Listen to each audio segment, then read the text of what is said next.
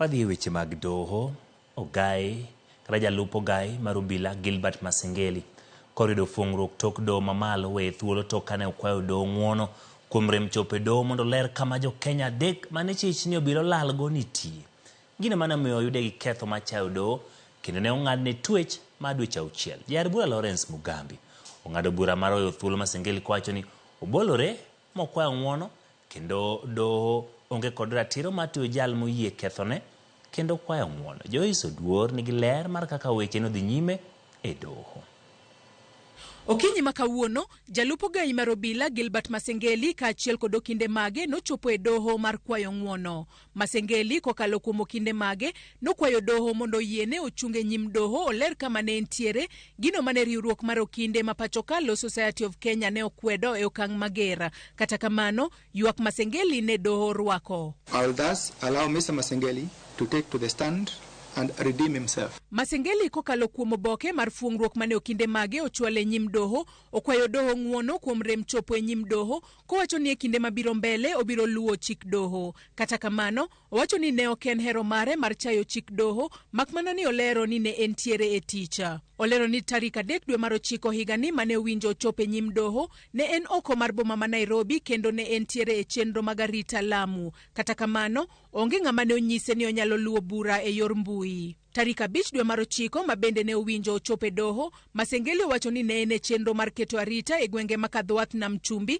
kama jonjore ne onego ji 4 e kaunti ma Tana River e gino manenore kaka mar chulo kuor e kind gwandruok mar dhoudi. Masengeli omedo lero ni tarik 9 dwe mar 9 mane oluonge ochope doho owuon ne orem chopo nikech luwo chenro mag nok mar arita nyandwat mar Kenya kama kweth Al-Shabab ne omonjo tesind obila e kaunti ma Wajir. Odiochieng' mane doho yudo Masengeli kod ketho mar chayo doho, Masengeli owacho ni ne en e chenro mar arita e kaunti ma Marsabit kama jonjore ne omonjo bas mating'o jowuoth kendo kuoro magina e bas no. Masengeli okwayo doho ng'uono kosingo ni obiro luwo chik doho ka bende okwayo doho mondo owene. As a police officer, it is my duty to enforce court orders and ensure that court orders are obeyed.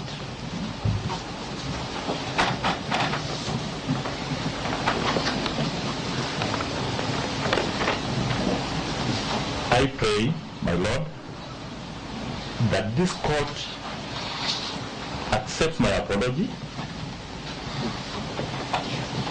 vacates conviction and sentence. So I pray, my Lord. Tok do winjo kowuok kuom Masengeli, jang'ad bura Lawrence Mugambi ne ochiwo ng'eto mare kowacho ni Masengeli nenore ka ng'ama oyie ketho mare kendo bolore kokwayo ng'uono, gino momiyo doho oweye thuolo. This court is convinced that Mr. Masengeli regrets and is genuinely remorseful for the situation he finds himself in.